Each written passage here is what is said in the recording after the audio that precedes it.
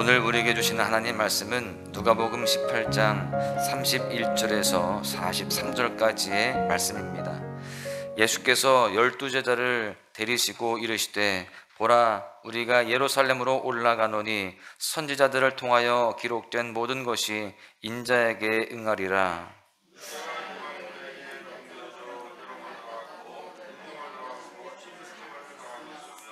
그들은 채찍질하고 그를 죽일 것이나 그는 3일 만에 살아나리라 하시되,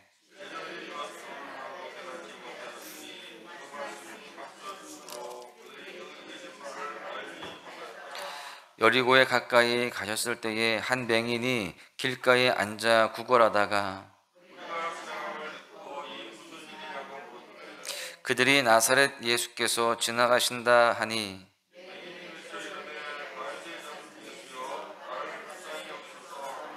앞서가는 자들이 그를 꾸짖어 잠잠하라 하되 그가 더욱 크게 소리질러 다윗의 자손이여 나를 불쌍히 여기소서 하는지라.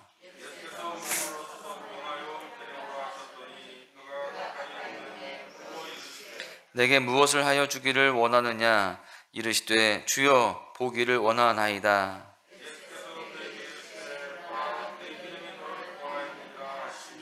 곧 보게 되어 하나님께 영광을 돌리며 예수를 따르니 백성이 다 이를 보고 하나님을 찬양하니라. 아멘. 동상이몽이라는 말이 있죠.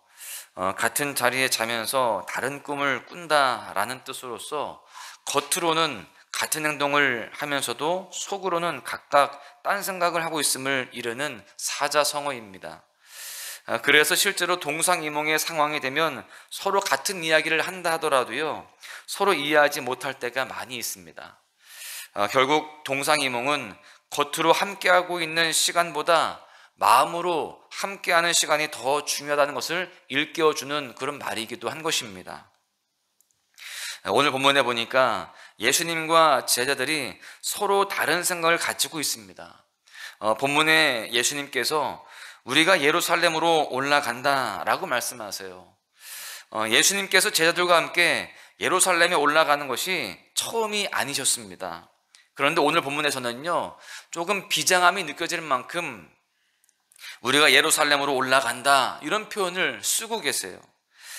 그동안 예루살렘을 여러 차례 오르내리셨지만 이번에는 단순한 방문이 아님을 그렇게 깨달을 수 있는 표현입니다. 이제 예수님께서 예루살렘으로 오르시는데요, 이번에는요 그곳에서 어떤 그런 상황이 되게 되냐면, 선지자들이 이미 구약에서 예언한 것과 같이 이방인들, 즉 이 로마인들의 희롱과 능욕과 침뱉음 그리고 십자가의 죽음이 예수님을 기다리고 있는 그런 상황인 것입니다.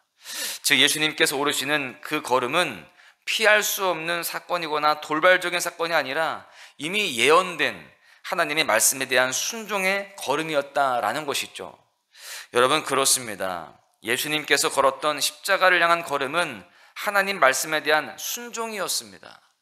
그런데 제자들은요, 예수님의 말씀을 듣고도 깨닫지 못합니다. 그 이유가 무엇이냐? 제자들은 동상이몽의 상태였기 때문에 예수님의 말씀이 들리지 않았던 것입니다. 오늘 본문에 나오는 말씀을 듣고도 깨닫지 못하는 제자들의 모습과 그리고 스스로를 불쌍히 여겨달라고 외치는 맹인의 모습을 통해서 함께 은혜를 나누고자 하는데요, 우리에게 주시는 첫 번째 교훈은 우리는 예수 그리스도와 마음을 맞추면서 살아가야 된다라고 하는 것입니다. 우리가 하나님 앞에서 살아갈 때에 가장 중요한 것 중에 하나가 무엇이냐? 바로 마음을 맞추는 거예요. 하나님의 시선과 우리의 시선이 맞아야 된다라는 것입니다. 그 당시에 제자들은 손에 칼을 들고 이스라엘을 로마의 압제에서 해방시켜줄 메시아에 대한 환상을 가지고 있었습니다. 유대인들을 위한 하나님의 나라, 유대인들을 높은 자리에 오르게 하는 그런 메시아를 소망하고 꿈을 꿨습니다. 그리고 예수님이야말로 이 일을 이룰 수 있는 분이다 라고 그들은 판단했습니다. 여러분, 그래서 제자들은 예수님께서 예루살렘으로 올라가신다라는 그런 비장한 말씀을 하셨을 때에 이제는 그때가 되었구나 라고 그렇게 기대를 한껏 했던 것입니다. 그런데 예수님의 그 말씀과 또 예수님의 발걸음은 달랐습니다. 능욕과 침뱉음과 모욕과 십자가를 향한 걸음이었기 때문에 그렇습니다. 따라서 칼을 손에 든 메시아를 꿈꾸던 제자들의 마음에 십자가를 등에 짊어지고 죽는 메시아란 도저히 받아들일 수 없는 그러한 이야기였습니다. 여러분, 이렇듯 자기들이 듣고 싶었던 이야기가 아니었기 때문에 제자들은 예수님의 말씀을 이해할 수도 없고 받아들일 수도 없었습니다. 동상이몽이었던 것이죠. 그런데 우리도 동일합니다. 내가 듣고 싶은 말씀은 잘 들립니다. 듣고 싶지 않은 말씀은 반대로 들리지가 않는 거예요. 아무리 큰 소리로, 아무리 많은 이야기로 한다 할지라도 마음에 새겨지지도 않습니다. 예수님의 생각과 제자들의 생각이 달랐던 것처럼 우리 역시도 하나님의 말씀과 우리의 마음이 다를 때가 종종 있습니다. 우리가 하나님 앞에서 삶을 살아갈 때에 가장 먼저 생각해야 하는 것은 바로 마음 맞춤인 줄로 믿습니다. 하나님의 마음을, 하나님의 생각을 알아야 되고요, 또 깨달을 수 있어야 됩니다. 그래서 이 새벽 예배가, 또 이 소망의 묵상이 그래서 중요한 것입니다. 우리가 이렇게 말씀을 가까이 하며 기도로 주님 앞에 나아갈 때에 우리의 마음이 하나님의 마음과 맞아지게 되어지는, 같은 곳을 바라보게 되어지는 그런 시간이 되기 때문에 그렇습니다. 성령께서 함께 하시지 않으면, 하나님께서 우리 마음 가운데 임재하시지 아니하시면 우리는 하나님과 다른 곳을 볼 수밖에 없습니다. 그렇기 때문에 오늘 이 시간에 이 기도와 묵상을 통해서 하나님의 마음을 더 알아가기에 힘써야 할 줄로 믿습니다. 그 가운데에 우리 심령이 주님의 그 마음을 따라 살아가는 그런 모습들로 결단되어지고 순종의 삶이 되어야 할 줄로 믿습니다.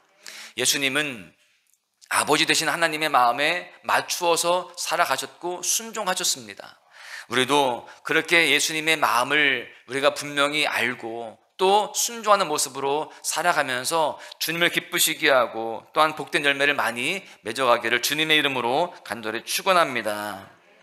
두 번째는요, 하나님의 자비와 은혜를 간구하는 태도가 필요합니다. 오늘 본문 후반부에 나오는 맹인의 이야기가 있습니다.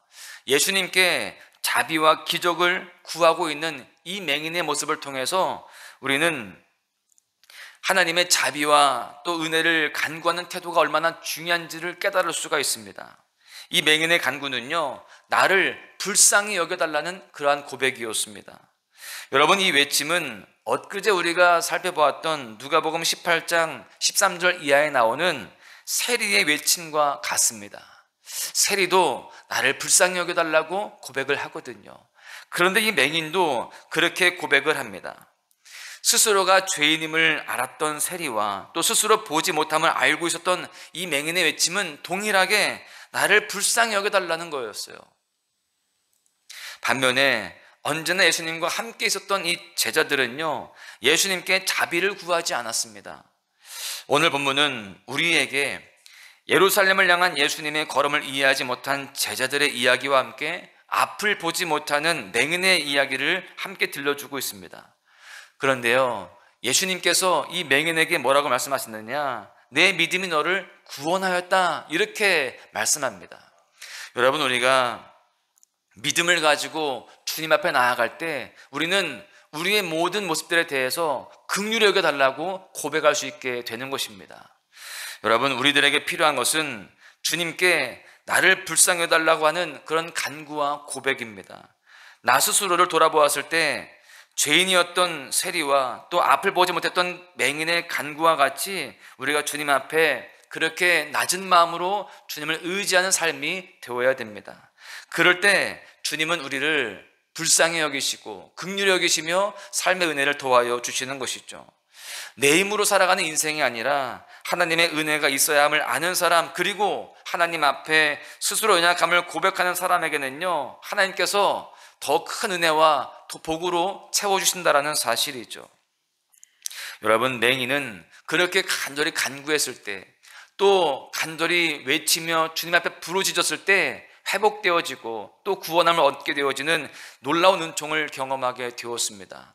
우리가 이렇게 말씀을 묵상하고 또 기도하는 가운데 더욱 주님 앞에 부르짖고 주님 앞에 겸손히 주님의 모든 것들을 의지하며 바라볼 수 있는 모습들이 되어야 할 줄로 믿습니다. 그럴 때 주님께서 우리의 삶에 놀라운 은총을 더하여 주시고 기적을 허락해 주실 줄로 믿습니다. 결론의 말씀을 드리는데요, 렘블란트라고 하는 네덜란드 화가가 있습니다. 굉장히 유명한 화가죠. 그가 예수님이 십자가에 못 박히시는 장면을 그린 그림이 있습니다. 이 렘블란트는요, 이 자기의 그림에 자기의 모습을 넣는 그런 그림들이 많이 있습니다. 그런 특징이 있는데 이 그림에서도요, 자기의 모습을 그려 넣습니다. 먼저 예수님을 그리고 주변에 예수님을 죽이라고 소리치면서 그분을 십자가에 못 박는데 동조하는 사람들이 있는데 그 사람들 가운데 자기의 모습을 그려 넣은 거예요. 그 그림을 실제로 보시면 그 시대의 상황과 관계없이 조금 다른 복장을 한 사람이 있습니다. 그 십자가를 이렇게 거들어 올리는 사람 중에 다른 그런 모습의 사람이 있다는 거예요. 그게 바로 렘블란트 자신이라는 것입니다. 왜 그렇게 자신의 모습을 넣었을까요? 그는 이렇게 고백합니다. 그 군중 가운데 내가 있다. 내가 바로 예수님을 십자가에 못 박아 죽인 장본인이다 라는 그런 의미로 담은 것입니다. 그래서 그는 그 그림을 그리고 이렇게 무릎 꿇고 기도했다고 합니다. 하나님이여, 내가 예수 그리스도를 못 박았습니다. 내가 예수님을 못 박는 그 무리들과 한패가 되었었습니다. 그리고 나는 걷잡을 수 없는 슬픔을 가지고 대성통곡했다, 이렇게 기록합니다. 여러분, 예루살렘으로 묵묵히 발걸음을 옮기시는 예수님을 보면서, 그리고 그 일을 이해하지 못하는 제자들을 보면서 우리가 무엇을 느낄 수가 있습니까? 말로 다 할 수 없는 하나님의 은혜와 우리의 연약함이 느껴지죠.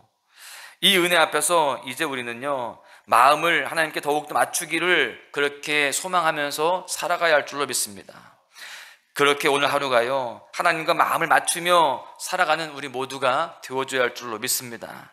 그리고 우리가 우리의 연약함을 인정하고요, 하나님의 자비와 은혜를 더욱 구하며 살아가야 되는 것입니다. 그럴 때 하나님께서 더욱더 우리와 함께 하시고 더 큰 은혜와 기적과 승리를 허락해 주실 줄로 믿습니다. 오늘 하루가 주님과 마음을 잘 맞추고 주님의 은혜와 긍휼을 더욱더 구하는 가운데에 더 큰 은혜와 승리를 경험하는 복된 날 되시기를 주님의 이름으로 간절히 축원합니다. 의지했던 모든 것 변해가고 억울한 마음은 꺼져가네. 부끄럼 없이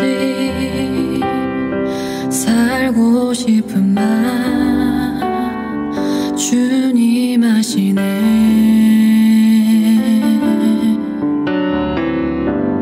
모든 일을 선으로 이겨내고 죄의 유혹을 따르지 않네. 나를 구원하신 영원한 그 사랑, 그 신근에 날 붙드시네. 주어진 내 삶이 작게만 보여도 선하신 주 나를 이끄신 분의 중심을 보시는 주님만 따르네. 날 택하신 주만